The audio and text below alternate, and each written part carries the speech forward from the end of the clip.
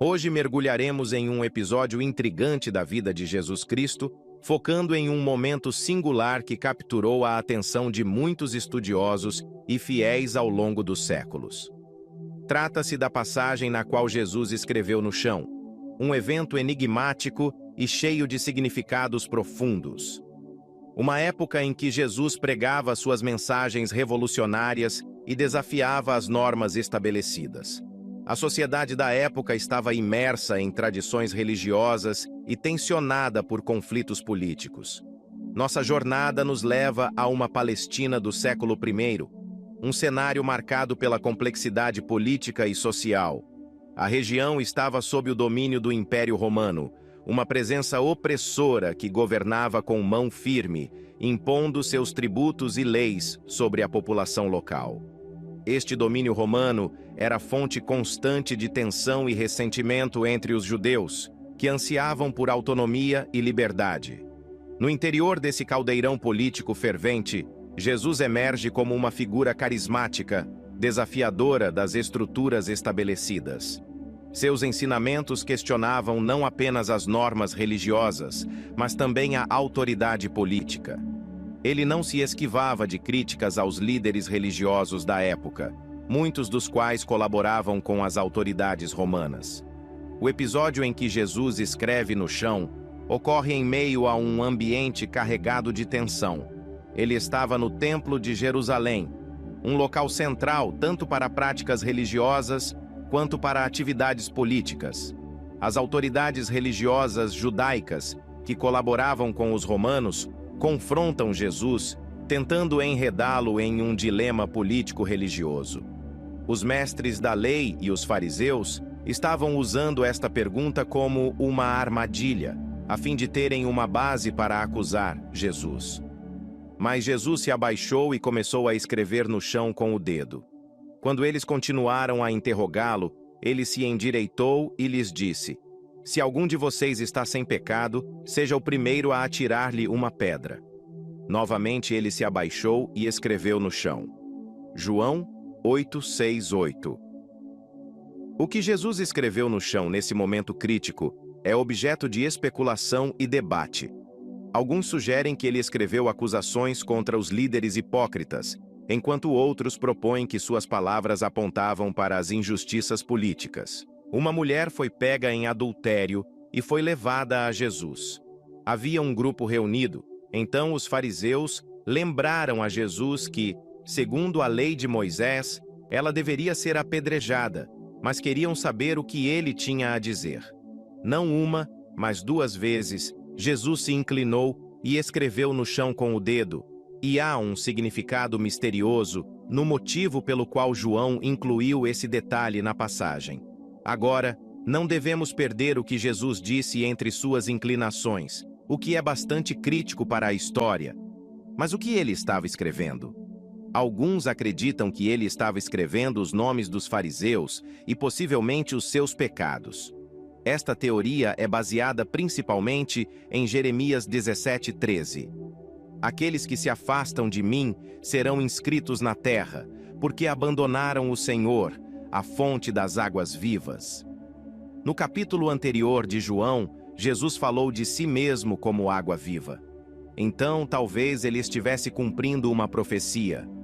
Outros acreditam que foi para demonstrar, como Deus Pai fez, quando gravou os 10 mandamentos com o dedo, que Jesus tinha autoridade para emitir 2 novos mandamentos: que amemos uns aos outros, como ele nos amou, João 13:34, e carregar os fardos uns dos outros, conforme indicado por Paulo em Gálatas 6:2.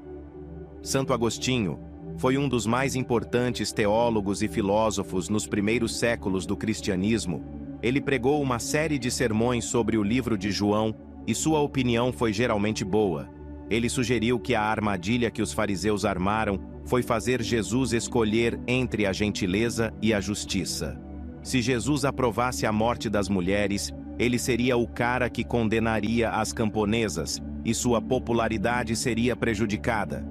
Se ele não aprovasse a morte dela, estaria falando contra a justiça de Deus e seria oficialmente um transgressor da lei. Jesus navega no dilema com sua astúcia típica, sem escolher nenhuma das opções. Mas e a escrita com os dedos? Vocês ouviram, ó judeus, vocês ouviram, ó fariseus, vocês ouviram, ó mestres da lei, o guardião da lei, mas ainda não o compreenderam como o legislador. O que mais ele significa para você quando escreve com o dedo no chão? Pois a lei foi escrita pelo dedo de Deus, mas escrito em pedra por causa dos corações duros. O Senhor agora escreveu no chão, porque estava buscando frutos. Vocês ouviram então? Que a lei seja cumprida, que a adúltera seja apedrejada. Mas é punindo-a que a lei deve ser cumprida por aqueles que deveriam ser punidos? Deixe cada um de vocês considerar-se, deixe-o entrar em si mesmo e subir ao tribunal da sua própria mente, colocar-se no tribunal da sua própria consciência, obrigar-se a confessar. Cada um olhando cuidadosamente para si mesmo, descobre-se um pecador. Sim, de fato. Portanto, ou deixem esta mulher ir, ou juntamente com ela recebam a penalidade da lei. E tendo-os atingido com aquele dardo da justiça, Jesus dignou-se a não prestar atenção à sua queda, mas, desviando seu olhar de eles, novamente ele escreveu com o dedo no chão. Deus escreveu a lei com seu dedo em tábuas de pedra, João 8:6. Isto disseram eles, tentando-o, para que tivessem de que o acusar. Mas Jesus inclinou-se e com o dedo escreveu no chão, como se não os ouvisse. Eles querem acusá-lo de contradizer Moisés. Moisés disse que ela deveria morrer. Ele agora realiza uma ação fascinante, mas misteriosa. Ele se abaixa e escreve com o dedo no chão. Ele os ignora completamente, como se estivesse totalmente sozinho e eles nem estivessem lá. Isto nos leva de volta a Moisés no Monte Sinai, quando Moisés estava totalmente sozinho no topo da montanha para receber os 10 mandamentos. Somente o profeta Moisés estava presente quando Deus escreveu na rocha com o dedo. Na ausência de qualquer profeta, Jesus simplesmente ignorou a todos, enquanto representava aquela grande cena. O que Jesus está tentando dizer a eles e a nós? Eles estão tentando pegá-lo em uma questão técnica inteligente relativa à lei de Moisés. Os 10 mandamentos mencionam o adultério. Portanto, este é o cerne da questão.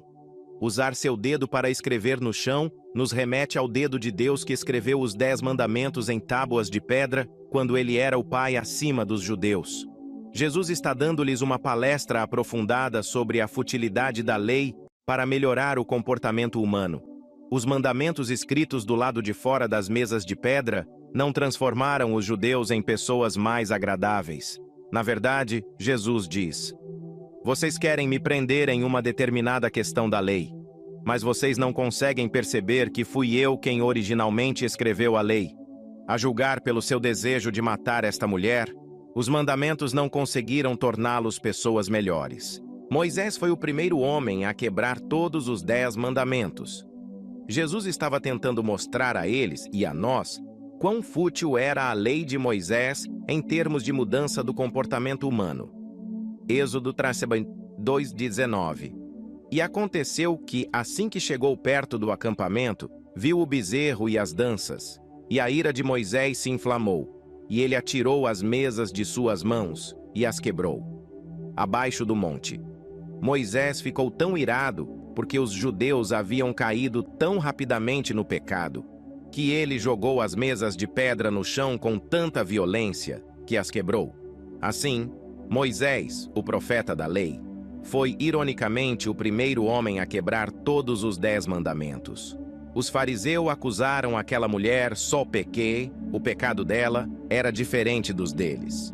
Deus poderia ter exterminado toda aquela nação por causa do bezerro de ouro, mas tanto que ele disse a Moisés: destruirei essa nação e te darei outra. Mas assim como Moisés intercedeu pelo povo, assim também fez Jesus. Jeremias 17:13 é o segredo da passagem da escrita com os dedos. Mas antes de discutirmos isso, deixe-me contar um pouco da história hebraica. Sempre que alguém era pego em adultério, tanto o homem quanto a mulher eram levados aos portões do templo de Nicanor e acusados. Se testemunhas pudessem ser reunidas para confirmar que o adultério realmente foi cometido, então haveria uma certa cerimônia que seria realizada para trazer o julgamento. Porém, neste caso, trouxeram apenas a mulher. Isto foi uma violação da lei oral de Deus. Em segundo lugar, o sacerdote era obrigado a abaixar-se e escrever a lei que havia sido violada, junto com os nomes dos acusados, na poeira do chão do templo, o que Jesus fez. Na verdade, o sacerdote poderia escrever a lei e os nomes em qualquer lugar, desde que as marcas não fossem permanentes, e a poeira do chão do templo era o lugar mais comum. Ao fazer isso, Jesus mostrou a esses acusadores que eles não estavam guardando a lei, mas ele o faria de qualquer maneira. Como uma parte, 2 testemunhas oculares devem estar presentes, e não há menção da presença das testemunhas nesta cena. Os escribas e fariseus apenas dizem que ela foi pega em flagrante. Por quem? Os escribas e fariseus ignoraram a lei, trouxeram apenas a mulher e continuaram com as acusações. Então Jesus levantou-se, depois de demonstrar claramente que eles próprios estavam violando a lei, e disse: Aquele que dentre vós está sem pecado, seja o primeiro que lhe atire uma pedra. João 8:7. Eles não queriam atirar a pedra. Queriam que Jesus a condenasse. Então continuaram acusando. Para compreender verdadeiramente o versículo central que responde a esta velha questão, precisamos conhecer um pouco da história hebraica. Todos os anos, no Yom Kippur, o dia da expiação, o Kohen Gadol, ou sumo sacerdote, mergulhava até 11 vezes em um tanque batismal para ser cerimonialmente limpo entre cada porção, separada dos sacrifícios do dia. Aposto que ele ficou um pouco enrugado. No final do Yom Kippur, o dia da expiação, havia uma celebração em sua casa, e havia grande regozijo por Deus ter recebido o sacrifício e os pecados de todos terem sido eliminados. Avançou mais um ano até que o Messias viesse. Para encerrar o dia e anunciar a todos que a festa havia acabado e que era hora de voltar para casa, o sumo sacerdote aparecia e citava este versículo: Ó Yahweh, o mikvé de Israel, assim como o mikvé, banho purificador, me limpou neste dia. Que o santo Messias, bendito seja o seu nome, limpe todo o Israel quando ele vier. Jeremias 17:13. Qualquer judeu religioso tinha ouvido este versículo citado pelo sumo sacerdote todos os anos desde os 12 anos de idade. Aos 50 anos, ele teria ouvido isso 39 vezes. Embora Yom Kippur não fosse uma festa de ascensão, muitos judeus compareceriam de qualquer maneira, por causa de sua estreita relação no tempo com a festa das barracas, tabernáculos, quando eles tinham que estar lá de qualquer maneira. O versículo inteiro é o seguinte: Ó Senhor, esperança de Israel, todos os que te abandonam serão envergonhados, e os que se afastam de mim serão inscritos na terra, porque abandonaram o Senhor, a fonte das águas vivas. Jeremias 17:13. O Senhor Deus, o imersor, batizador de Israel, todos aqueles que abandonarem o teu caminho serão envergonhados, publicamente envergonhados. Aqueles que se desviarem dos meus caminhos terão seus nomes escritos no pó e apagados das águas da vida.